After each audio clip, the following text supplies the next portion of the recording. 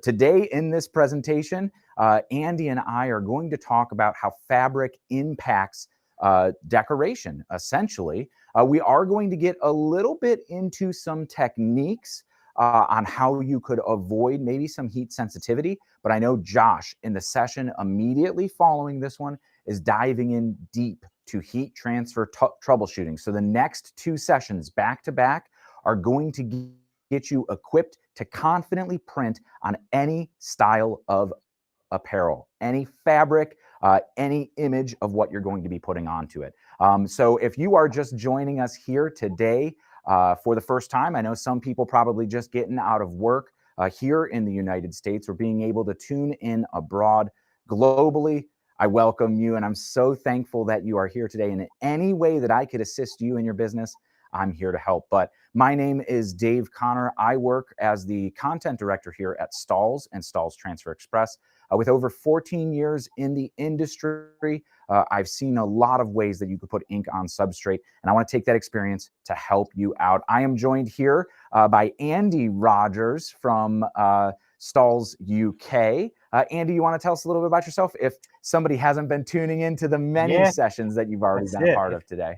So good evening to everyone in the UK. Good afternoon to America, and good morning to Australia. It's 7 a.m. I believe where Ben is now. So it's a good sweet spot for everyone to be joining in today. So my name is Andy. I look after marketing and education here in the UK, and I've been with the Stahls Group for about 6 years now. So really excited to get into another presentation with Dave today. We've had a lot of great feedback from our What to Use When presentation a couple of hours ago. And this is the next stage on building on top of that is now you know what to use when. Now it's understanding how to understand the fabric and how it's going to affect that process once you've selected the correct product. Absolutely. Yeah, and we kind of teased it because we showed the what to use when chart, and we really talked about those factors that go into deciding what heat transfer you are going to use.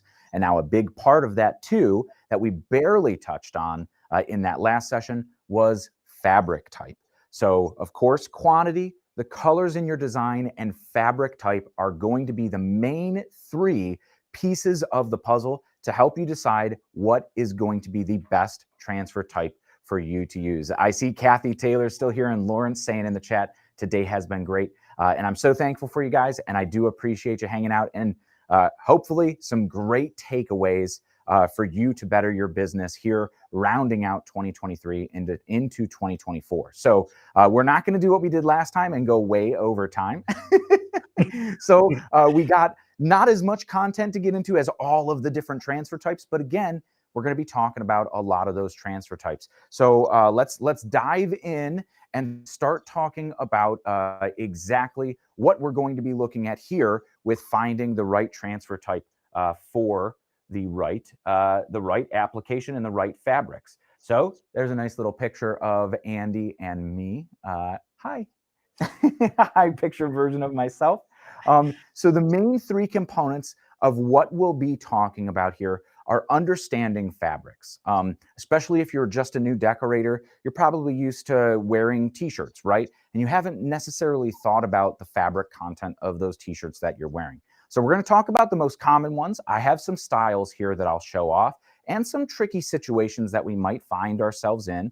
I know that last presentation, Ben did a great job of even talking about some waterproof coatings that are on apparel. And that's definitely going to be something that's going to be a case-by-case basis. They do vary based on manufacturer and even some cases, styles or levels of the garment. The more premium ones have that water repellent, which if it's repelling water, in most cases, it could be repelling, let's say, adhesive or a transfer as well. So we want to be sure that we're using the right one in there. So that's the second part here, is choosing the right transfer. And then third, we're going to talk about best practices and applications. So we're going to see that what to use when chart come back up. And then we're going to talk about some ways that you could get around some of those issues without getting too in depth to a lot of the information that Josh is going to explain in his troubleshooting class coming up next. So let's dive right in and look at our different fabric types, right? So Cotton, number one. What was the old slogan? The fabric of our lives.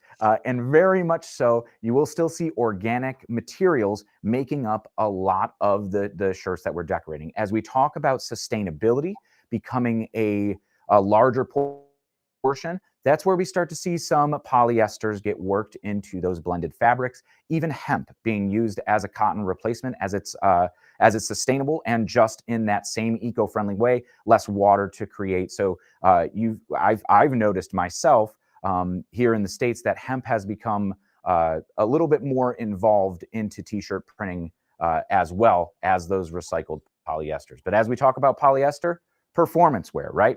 So a lot of those soft shell jackets, the quarter zips, a few of the styles that I showed off, the polo that I'm wearing today from Mercer and Metal, I absolutely love 100% polyester. So you want to be sure that you're just paying attention to what these fabric types are. Now, when your customer requests a specific garment, this is something that your supplier website, wherever you're purchasing it from, always lists out what fabric it is. And you could always check the inside tag, or most of the time there's a little tag on the inside right here, like on mine, that you could see exactly what fabric type it is. And that's going to impact your decision here. So cotton and polyester, I would still say, are the absolute most two popular fabrics of the apparel for the majority of styles that you're going to decorate on. Now, offering some upgraded options, say to those quarter zips, or let me see if I could find this one that I had right here. There's this dry duck jacket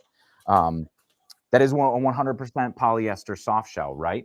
And being able to put the right decoration on it absolutely elevates the style and makes it look fantastic. So this is our Ultra Color Max that we put on this 100% polyester. You will find that most garments and most transfer types are going to apply to cotton, polyester, and cotton poly blends. They are the absolute most popular blends of garments. So the majority of transfer types will adhere absolutely no problem to them.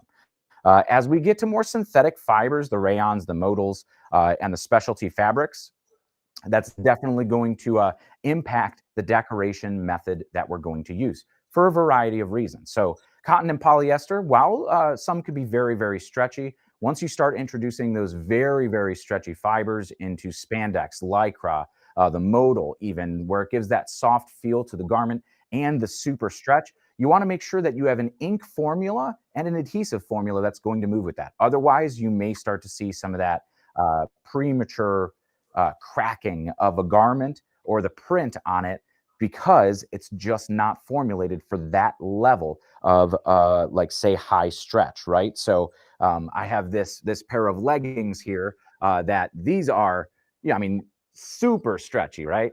I'm pretty strong, but you want to make sure it's going to flex and rebound and those inks are still going to look great, right? So choosing the transfer type that is specifically formulated for printing on spandex.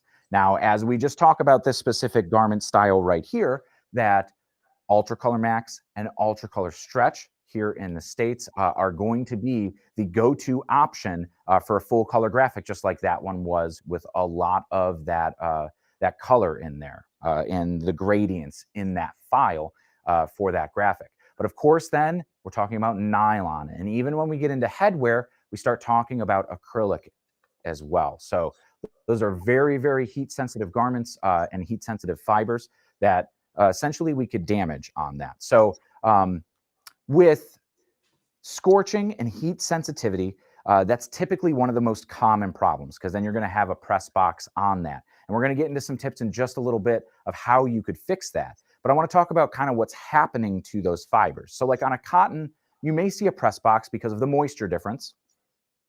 Cotton and organic fabrics soak up moisture from the air like a sponge. And then when we're heat printing them, essentially the moisture is steaming out, and then we put inks down. That's why we always recommend doing a pre-press to remove that moisture from the garment. If the moisture's steaming up, we're trying to push inks down, we're probably going to have a bad time, right? So with cotton garments, you may start to see some discoloration with that.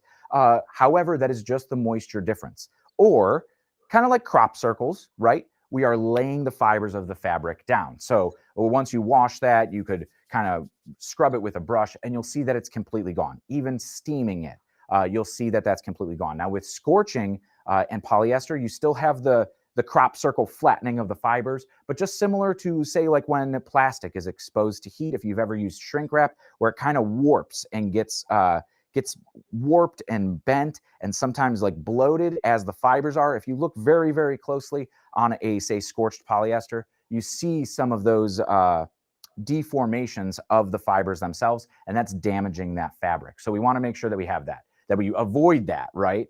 So let's move right in. We looked about these fabric types, and before I do, Andy, I want to ask, do you see any common fabric types that are growing in popularity now, or blends that are making their way into fabric that I either have listed here or don't have listed here? I would say in the UK, it's a pretty similar list, to be honest with you. It's the cotton, the polyesters are most popular, but we are seeing more specialty fabrics coming in. We're seeing a lot more of the kind of the tri-blend stuff coming into the UK as well. And I would say as well, even across different clothing blanks companies, there's a surprising amount of difference between product to product. Even when you pick them up and they feel more or less exactly the same, some of them are tri-blend, some have only got cotton poly mixes in them. But if you were blindfolded and asked to pick them up, you wouldn't be able to tell the difference. So it's really important to get to know the fabrics, because then you start to get a much deeper understanding of them that way. Absolutely, yeah.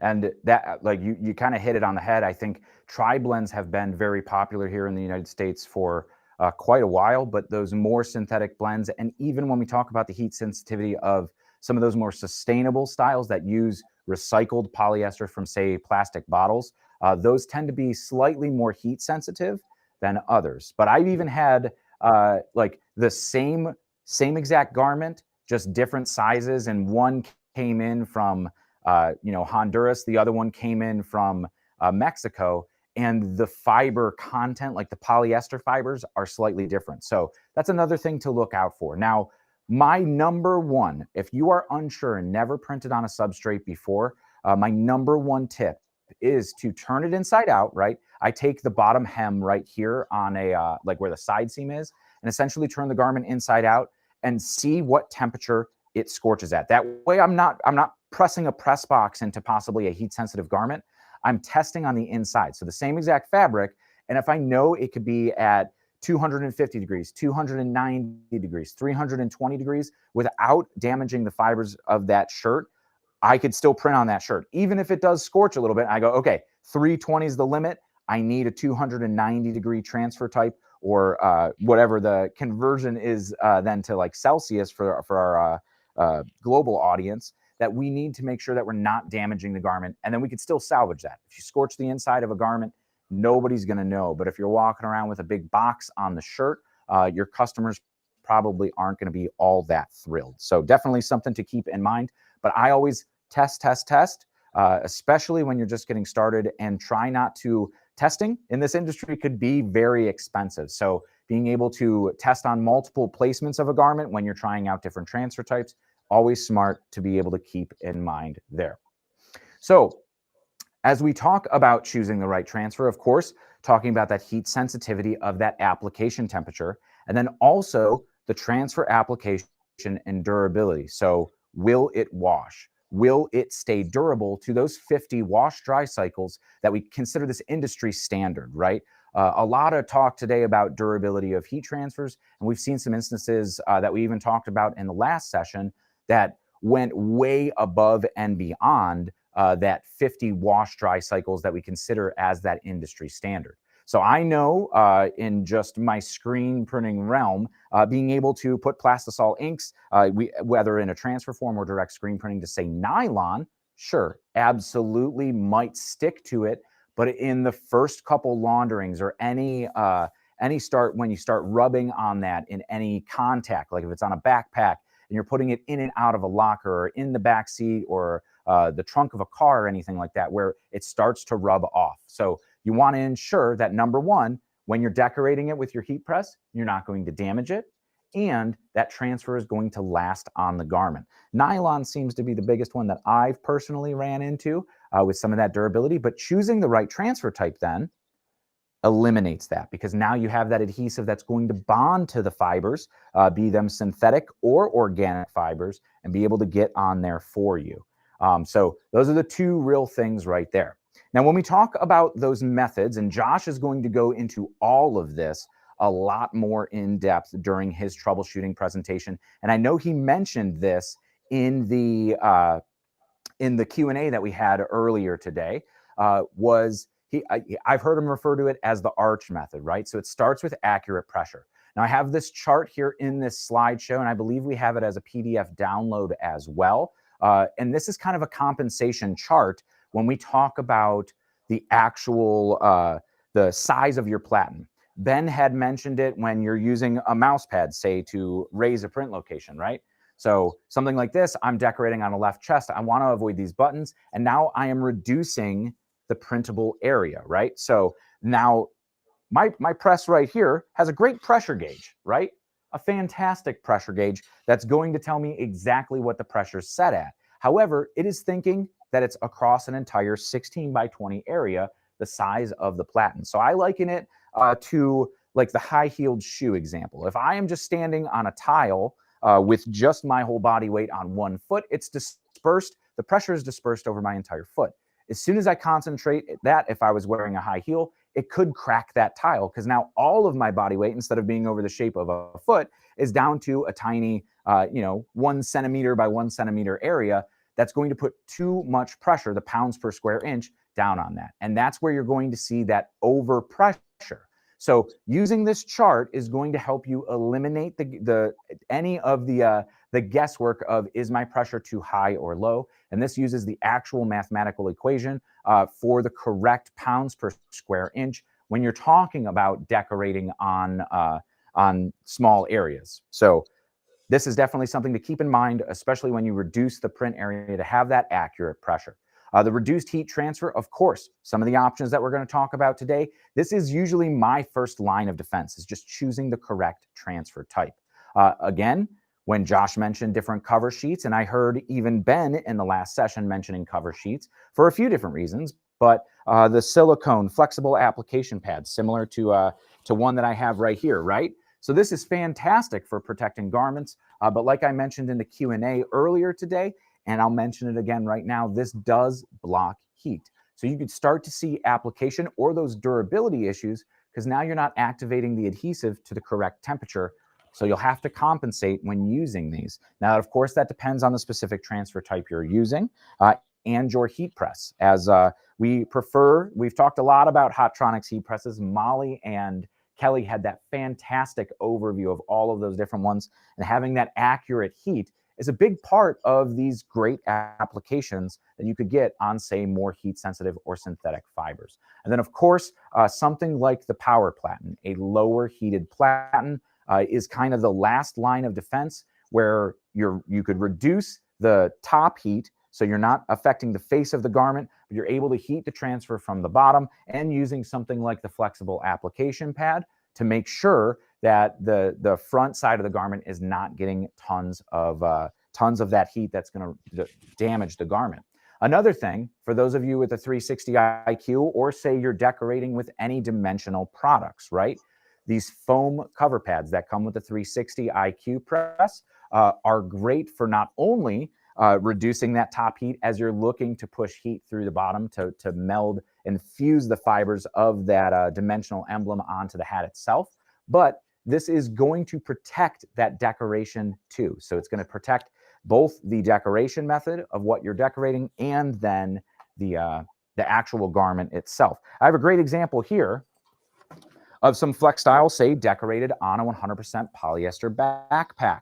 So this is a great example. We actually have Ultracolor Max as this Bayview Spartans, and then underneath of it, we have this premium embellishment right here. So if you could see that, absolutely phenomenal. So with this, if you were to decorate these two on there, you definitely want to be covering, you would definitely want to, number one, print the flat application first, and then this was printed with this OGO. This OGO backpack is absolutely phenomenal because this whole flap like really unzips. So you can easily get this over a 360 press. So we'll decorate the flat section first and then move on to the flexible, the Flexstyle, the domed metallic Flexstyle that we have there that looks super premium, super high end, but a great, Kelly was talking about mixing mediums. But as we decorate this, this pad is going to go over top this pad is going to go over top to make sure that we're not damaging the patch or damaging the decoration that was on here. So a good use of that that cover sheet that we're talking about when we are decorating. So that's about it that I'm going to go into on this heat sensitivity and kind of troubleshooting solutions, because Josh is going to get in those a little bit more in depth in just the next session. Do iCUE have settings for the power platen, or is an extra box for that? So I actually have one right here. I could kind of hold up. It's going to be a little cumbersome, but the power platen is controlled completely separately in its own control unit. It looks very much like the one on the Autoclam. I could kind of slide this one over. Very much like the one on the Autoclam right here. I do have the entire unit here. Just bear with me for 1 second. We're just dropping everything here. And then, of course, they're plugged in together. So this makes it very, very cumbersome. They do unplug, so we don't have to be lugging both of them around. And then you could get different platen sizes too. So the platen that I have here is the full 16 by 20. Oh, it's very heavy, but it's this big black platen here with the cover already installed on it and the lower heating element. But this is going to be your control unit here. So this is going to be controlled all independently. Works great with Autoclams or any fixed platen presses here. So the dual air fusion, the Autoclam obviously right here, and it actually even has a mount, so you can mount it to the side of your press. So this is just attached to the press, so you're able to get that lower heat as well. But there are a lot of the heat sensitive options that are out there. I'm just going to put this down here. A lot of the heat sensitive options that are out there, or the lower heat transfers that go on synthetic fibers, do have instructions already that we've tested and approved with that lower heat. So say if you were doing, let's see, like even something like this polo, right? With the flex style on it. So if you wanted to decorate that on a flat press, so this is that same dimensional emblem that we saw on the backpack, used as a premium embellishment here on the polo, a nice little minimalist branding location, that you could print things like this absolutely no problem without a 360 iCUE, but with the lower heat there. So, but if that didn't answer the question, the iCUE 360 press itself does have settings where it changes that lower heat. So that's the cap press where it has that lower heat. Before we move on, Andy, I just wanted to touch on any methods that you've seen or you've used to reduce heat sensitivity in garments. I was going to say, just to add on to that about the iCUE and the power platen, is that I would always, if you have the iCUE controller that you're using in conjunction with the power platen, is that I would always recommend making presets. We have them come automatically out of the box with presets for every single power platen, because you're going to be changing the pressure each time, because as you switch between either 40 by 50, the 16 by 20 and the smaller one, you could obviously crush it if you put the same amount of pressure into the wrong platen. So we always recommend having preset of every single platen type, so that way you can just go to your dual air fusion or your air fusion, pick the top power platen for the top, takes the temperature down to say 110 centigrade Celsius, and then it knows exactly the right pressure. So when it comes down, it's going to be absolutely perfect for you as well. But yeah, I would say that yeah, that's a great tip to have too. But yeah, we're seeing so many things as well. We were discussing before we started that so many different things you can use that lower heat for. One of the examples I had here was a PU bag, because it's something that's normally very difficult to decorate because of the shape, because of the material. But by using lower heat with the 360, or you could, with the bigger bags that come in the same range, you could use the power platen again. It just gives you a lot more versatility in terms of those fabric types that you can now take on and master as a garment decorator. Absolutely, yeah. That's a great use of that bag on there. And what kind of embellishment, what kind of logo was on there? What transfer type was on there? So this is, I'm gonna make it nice and big for everyone actually. So this is actually using a high build, but you could do this with, so it's quite dimensional look to it as well. So it's not even just like a flex vinyl or a transfer. Went all the way with what we have a high build product, but I'd say something like soft foam or the silicon die block products will look fantastic like that, just to give it a more premium finish. As Jeremy and Carlo were saying earlier, that the more premium finish you can do, the more you can charge your customers. And more revenue you can increase. But you can put pretty much anything onto PU now. You could use the different in patches, the flex style, I'm sure will go fantastic on there now as well. It's very easy to do, and that was done with a 360. You can do most things right first time as well, which is phenomenal. That saves you time, saves you money, and saves you the expenses of misprinting all those garments and the experience of putting all that together. So that's definitely a very important aspect to decorating when you can nail it the first time. I always, whenever you're decorating on something new, I'll recommend building in at least 1 or 2 test garments. Worst case scenario, you ruin them. Best case scenario, you either have a sample to prove that you could do it and make notes for yourself to say, we applied it at this temperature, and you could even wash test it yourself, so there's no surprises with the customer, and or give the customer an over, because all of those little those extra delights could set you apart. But being able to decorate on extra fabrics and give that high-end premium look could help you stand out against your competition as well. So getting confident with these weird requests or synthetic materials could really help you win some jobs as well. We got a question here by Lawrence. What do the pillows do when pressing sleeves and legs? So let's see if I have a great example of a long sleeve shirt here. This one right off the rack is going to be great, right? So this one we have a decoration here on the sleeve, right? But if we were to lay this one just flat on our heat press to press on this, let's open it on up and say we don't have a fully threadable heat press, right? Here, this one's kind of the cheat, so it's right on that seam. But if we look on the underside of any sleeve, we're going to have a seam, right? See that seam that runs right on the underside of the sleeve. So if we were to print on that front side, right, and we're not able to thread it and we're just going to lay it flat over our heat press, this seam is going to be present in our design. So if we're using a Plastisol transfer, you're going to have a nice line straight down the middle of your print, marking where that seam was printed over. Even with a digital print like direct to film, you're going to have that seam, and that seam on, say, hoodies, fleece, outerwear, those seams are going to get thicker and could possibly affect the pressure.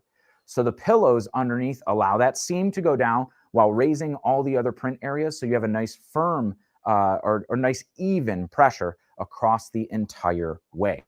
Now, I always recommend checking the transfer type that you're using as we talk about pillows, because any transfer type that requires, let's say, higher than a medium pressure, like a medium to firm pressure, you're not going to be able to get that medium to firm pressure because of the pillow. So screen printed transfers, or say hybrid transfers like the UltraColor Pro, Stretch, that require a firm pressure, you're going to want to avoid using pillows, and then use something like a mouse pad to raise the print area and then compensate your pressure accordingly. Do you have anything else, any other tips that could help with pillow printing? I would say it all comes down to testing more than anything. You've got so many options now with the power platen, with the pillows, with the different platen sizes, with the Print Perfect pads. There is a solution for every single sleeve type now. It's just a matter of which rather than if, I would say. Absolutely. Absolutely. So we'll move on here to transfer applications, right? We talked about that first part of the heat sensitivity and some ways to try to avoid it. Now, choosing the right transfer and the transfer application. So one example that I have here, of course, not necessarily adhesives, but it is a specific example that we'll see become an issue quite often with sublimated or heavily dyed polyesters. Even sometimes you see it in some pigment dyes with the wrong transfer type that's not necessarily fully opaque or susceptible to dye migration. So this is a Plastisol print essentially on this sublimated shirt, and you could see that the dots came immediately through it. So you could very, very clearly see that your customer's not going to be jazzed with this when they wanted a bright white opaque print. So choosing the right transfer type is going to help you avoid this. And then let me pull the same exact garment, right? This Sport Tech Digi Camo, no lines at all, right? So this is the UltraColor Stretch with blocker that allows you to put a carbon-based dye blocking behind the garment or behind the print itself, so those whites stay nice, bright white and opaque with none of the migration coming through. So definitely a big thing to look out for when we're talking about choosing the right transfer type, because that's not necessarily the best thing to be able to deliver to your customers. Now, as we get to adhesives for specific fabrics, we could go, I have nylon on this slide because it is a very, very big portion of some of the specialty fabrics that most adhesives do not apply to. So nylon, our Ultra Color Stretch with blocker here in the States, and Gorilla Grip as well, if you're using heat transfer vinyl, will adhere to nylon and bond to those fibers and be that nice, strong, durable print. So look for the transfer type that is set for that specific decoration method of what you're doing. And we're going to show that what to use when chart that gets a little bit more now in depth to the fabric types. The PDF download that you'll have as well talks about those trickier fabrics in each one of those categories too. So like we talked about, the washing in normal use, if it's getting thrown in a locker or it's that gym bag that gets, tossed around all the time, you want to make sure it's going to hold up to that normal use and avoid any of that dye migration and the print fidelity of what we've seen, say with this example, exactly what you want to avoid. So you definitely want to avoid your customer's not going to be stoked with this. Yes, it looks cool. And this is, of course, like the absolute most extreme case. I purposefully printed just a regular plastisol transfer on a sublimated garment. I will say that any apparel supplier is very, very transparent and upfront if it has a tendency to have any dye migration. Well, they'll say special care must be taken. Do not heat this garment over this many degrees. Otherwise, you'll start to release those dyes. And then like a transfer, I was talking about Ultra Color Stretch, which is this one right here. So this is available on the full gang sheet. This is one of our hybrid transfers where we have that full color digital print. But on the back side here, instead of say like Ultra Color Max here just has that white to make sure that the colors stay nice and opaque on any color garment. Here with the Ultra Color Stretch, you can see that it's actually a carbon-based dye blocking adhesive. So this one is going to block any of that sublimated dyes in the fibers of the garment or like that pattern coming through it. And like I mentioned, you'll see that on heavily dyed polyesters. Most commonly, the most heavily dyed ones are the dark reds, the maroons, the navies, and those typically polyester, but like I mentioned, you'll see it sometimes on the pigment-based dyes on cottons. Andy, do you have any garments off the top of your mind that you've seen dye migration quite often on? One that we see a lot that is a problem for people is often the multicolor ones with big stripes on them, where you switch. It's dyeing between multiple colors, and you put a non-blocking transfer on it, and you sometimes see the grain or the blend behind it because they've dyed it so heavily to get to that point that you just need a blocker.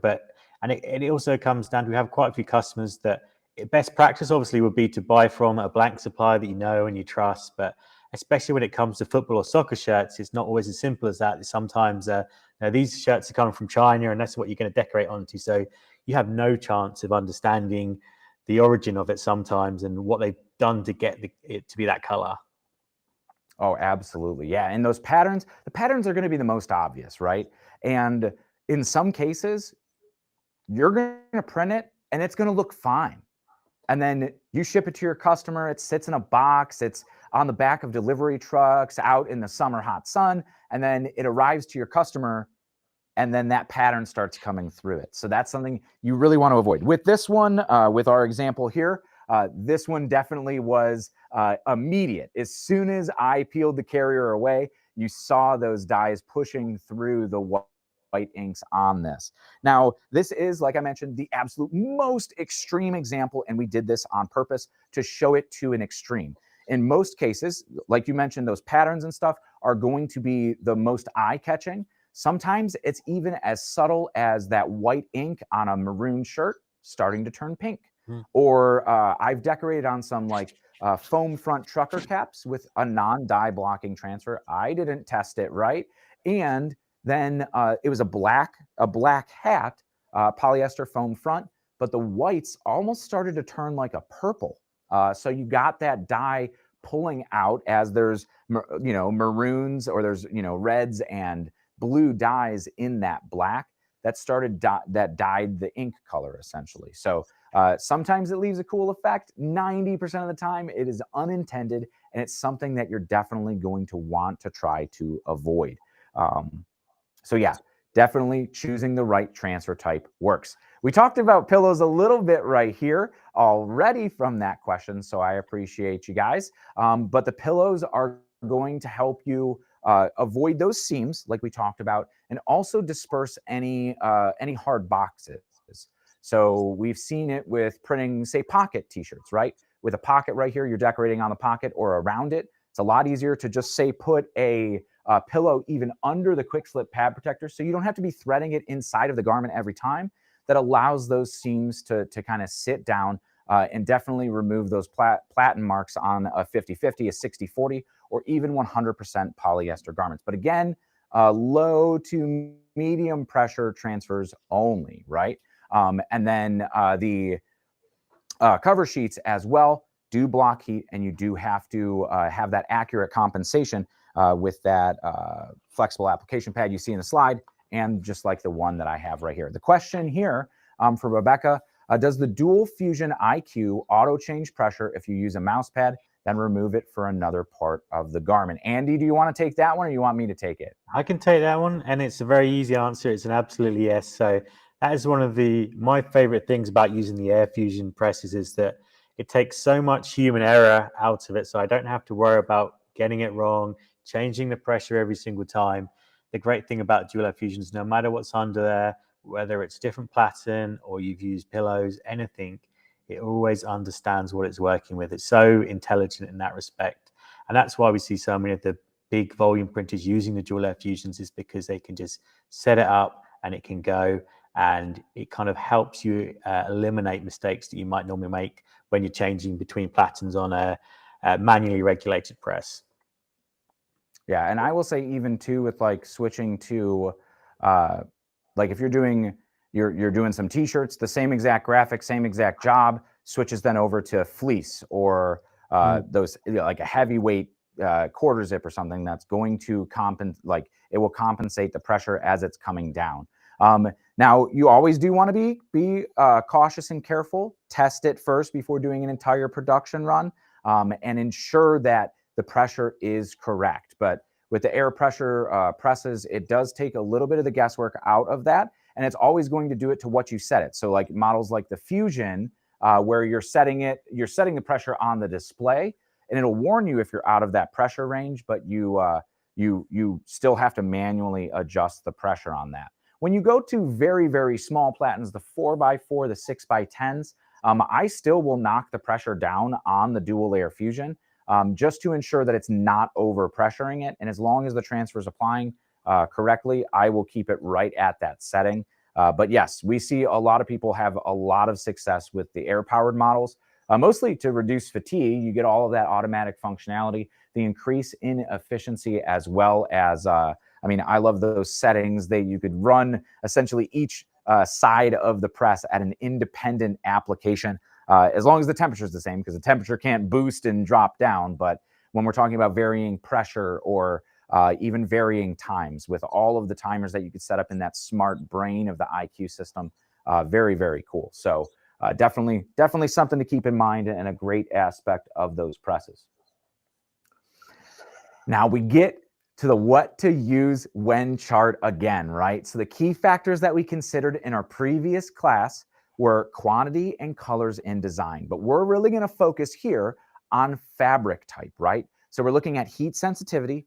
We're looking at those tricky fabrics, the nylon, spandex, and lycra that we see more often than not, even in a lot of garments too. So it might be a minority piece of the garment. I almost lost all my shirts on the table here. They almost slid off. But this one right here is a 90% polyester, but a 10% spandex. So you have that super expanded stretch. And while, yeah, maybe a polyester transfer is going to apply to this fine, it may not meet that durability and washability standard because of the fibers in the shirt. Now we're using, this is an Ultracolor Max transfer on this, and you could see that, again, it's stretching, it's rebounding, and going right back to where it needs to be, right? So you have that stretch and rebound that you're going to need for a garment like this, as well as that washing durability. But let's look back at this chart. And if you guys haven't already downloaded the What to Use When chart, we'll try to get a link to that in the chat section here, so you don't have to leave. But I believe it's listed in the references as well in the download section there. But so as we look at CAD Cut, you can see in that tiny little corner, maybe you could see, maybe you can't see, but there are some recommendations for, say, printing on nylon. For cotton polyester blends, you have the top 2 recommendations, and then you have Gorilla Grip listed as that solution for nylon. Now, Ultracolor Max, that DTF option that we've been talking about so much today, DTF, of course, direct to film transfers that you need to, you could apply on cotton, polyester, cotton poly blends, spandex, and lycra. So spandex and lycra are kind of the same fabric, but that same super elasticity that you have in the garment. Ultracolor Max, an absolutely incredible stretch and rebound. When we were first testing it out behind the scenes here, we were like, let's test the durability, and we actually ended up ripping the cotton shirt, the cotton polyester shirt that it was on, before we broke the transfer. Like, the transfer just kept stretching, had way more stretch than the fiber itself. So that's why it works so great on spandex and lycra and those super stretchy fabrics. Now, screen printed transfers, right? I see a question here. The polyester shirt was the transfer Ultracolor Max stretch. So I believe this one is Ultracolor Stretch. So it can also be what did I say? Ultracolor Max stretch. It has it on the tag here. This one is Ultracolor Stretch. So the hybrid transfer version, but Ultracolor Max would be able to print on this absolutely no problem as well. So the same, I got distracted by the feel of it, thinking it was our direct to film transfer, but it's actually our hybrid. But both will work on this 90-10 blend, absolutely no problem. So as we go into screen printed plastisol transfers, Andy, I'm aware that you over at Stalls UK do have a dye blocking plastisol transfer with that carbon dye blocker behind it. Here at Transfer Express, I'm sure we're working on it, because I would love to have that as an option. But we do have lower temperature. So you see in this orange section here for cotton, polyester, and cotton poly blends that we're going to have Goof Proof and Hot Split Retro as the top 2 that we are going to be using there for just those general garments, right? I love our Goof Proof transfers here from Transfer Express because they have a wide application envelope. They can apply at 365 degrees like we applied earlier with that super quick 4 to 6 second application that is, super efficient. You're able to print a whole bunch of shirts in a very small amount of time and match that efficiency of screen printing. However, for, say, 100% polyester, you could lower the temperature down to 325 degrees with a longer dwell time to be able to print on a heat-sensitive synthetic fiber, right? But as we know, some polyesters can't get below or will scorch above a threshold of, say, 300, which is really where really where Elastiprints comes in. Now, Elastiprints is a specifically formulated screen print transfer that is made to print at a low temperature of 290 degrees. That nice, beautiful athletic formula. This is a 100% polyester. I believe this is an Russell Athletic blank. Love Russell Athletics. But this is a screen print transfer, a 2-color print. And you can see that is a navy and a white print, as well as we have a name and number on the back in a matching ink formula that does apply at a low temperature. You can see on this one, there's no press boxes, no scorch marks on this baby blue, or even as we cross into the raglan seams, this navy, which I found that heavily dyed stuff, you see that scorch a little bit more. And here on this, we're able to completely avoid it with a lower temperature transfer, specifically formulated for 100% polyester. So that's the option that you want to use. And then as we go into the Ultracolor Pro, which we see in that purple, which is what we were talking about with our hybrid transfers. So our Ultracolor Pro is a hot peel, but we also have Ultracolor Stretch as that cold peel with that silky smooth finish to it. those are cotton polyester, cotton poly blends. And just like the stretch that we saw here, or the stretch that we saw on our leggings, where did they go? Right here, we're able to have this, last with that stretch and sit on this dark polyester with that white in the bottom. I don't know if I could get that close. The white in the bottom there staying nice and bright and white and not turning into gray or anything else like that. But then, of course, you do have the stretch with blocker. So with that dye blocker, the screen print 1 to 5 colors like you guys have in the UK as well, to be able to print on any patterns or anything like that. But here we have our ultra color stretch. So on this Digi Camo, and like we were mentioning, right, Andy, when you have those patterns that are so evident, especially in like right here in this football, I'll use the correct terminology for you for the global audience.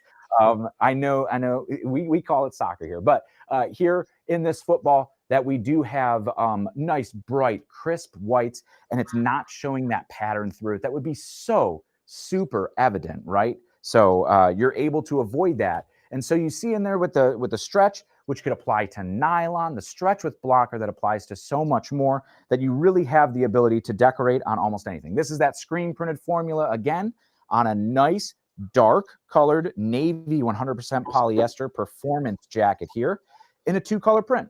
So you could have that screen printed benefit of doing the high quantity in a 2-color count right here with an absolutely phenomenal print. Nice durable screen printing and absolutely no damage to this garment. It's going to sit on it perfectly.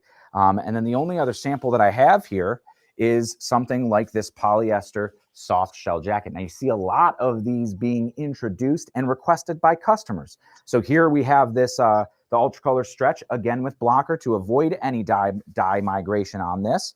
And we see that we are A-okay, looks absolutely phenomenal. No damage to the garment, no waterproofing on this, I believe, Sport Tech version. Yes, no waterproofing on the Sport Tech, so we didn't have to worry about removing that. I typically, if something is coated in waterproofing, I'll suggest a similar style just to be a lot easier. But Andy, have you had a lot of interactions or testing with those waterproof coated garments? We do. It's something that comes up quite a lot because we have a transfer for every occasion.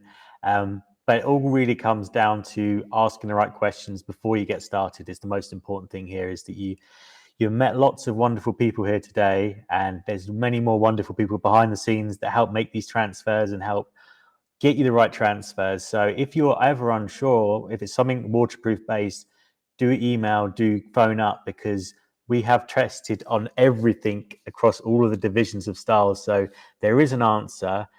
Just ask us, and don't make the mistake of I'm just going to buy 100 transfers and refuse them all and then have 100 products that are all wrong. It's just ask the questions. Test, like Dave said at the beginning as well, testing on the inside first is a great idea. Test it, leave it overnight, come back the next day, because normally most problems have revealed themselves over that period of time anyway. Absolutely, absolutely. And I'm glad you mentioned that, because of course we're here to help today, right? Focused on all of this education built to help decorators succeed. But know that today and every day we are here to support you. We're not going to leave you out. We're not going to, there's no gatekeeping here, right? We want your business to thrive, and we are here to help in any way. We have a tremendous research and development department that puts a ton of work into finding what's going to work the best. So being able to call us as a resource, call your rep if you have a sales rep in your area, calling customer service to just be able to get that recommendation for the correct product type, the correct transfer that's going to work, whether it be a sublimated material or waterproof material, or you're like, man, this is a weird cotton poly spandex rayon modal blend, whatever it may be, we are going to have a recommendation that's going to make decorating frustration free. So I think we are already getting close to overtime. Yep. I didn't see any questions that we didn't get to answer in the chat. I heard Emily in the background on the keyboard answering some questions during our session here today. But yeah, if anybody has any questions, drop them in right now. We could answer them. But of course, If we didn't get to a question, there'll be a live Q&A happy hour at the end of the event here, where we're going to wrap back up and answer any unanswered questions. Let's see. Will the DTF Ultramax, Ultracolor Max dye block on polyester Sport Tech jackets?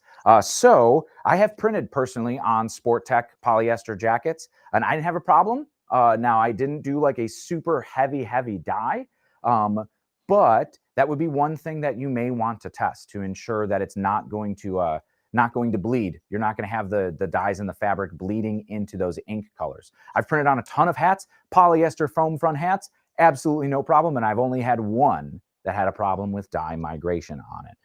If it is an absolute concern, purchase a transfer with that dye blocker in it. That's going to give you that 100% peace of mind.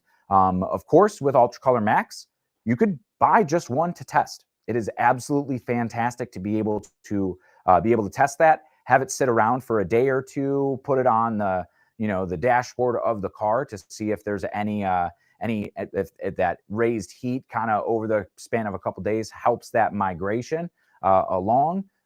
But it's definitely one to test. I can't say without knowing the specific style or the colorway that you're going to be decorating on. Okay, so I just want to finish up by saying thank you, Dave. Another fantastic presentation. And if you are not following Transfer Express and Dave's content, you need to do yourself a favor and get involved there. I know that Dave will be live again tomorrow with a Toast for Transfers with his team. So, and you won't have a time limit on that one. So if you want to ask more questions, do get involved with that.